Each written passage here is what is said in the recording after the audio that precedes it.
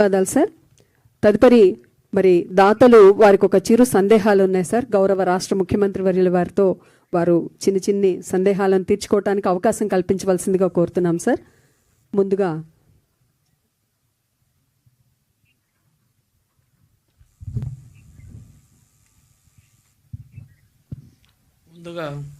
నమస్కారం సార్.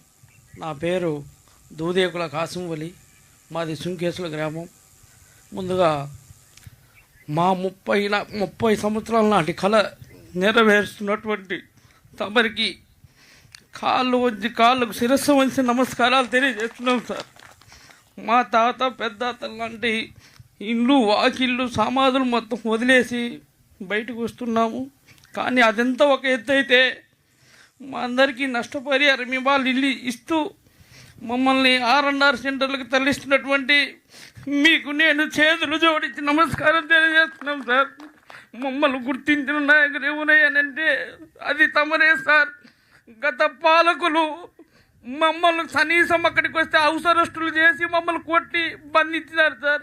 కనీసం మా హక్కులు కూడా అడగటానికి మా యొక్క హక్కులు అడగటానికి కూడా మమ్మల్ని బంధించి ఇది చేసినారు సార్.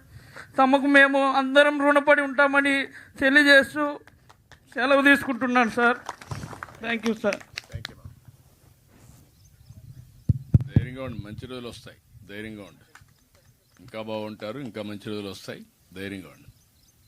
ధన్యవాదాలు సార్. మరొక మంచి ప్రశ్నతోటి మరొకరు ముందుకు వస్తున్నారు. వారికి స్వాగతం చేస్తాం.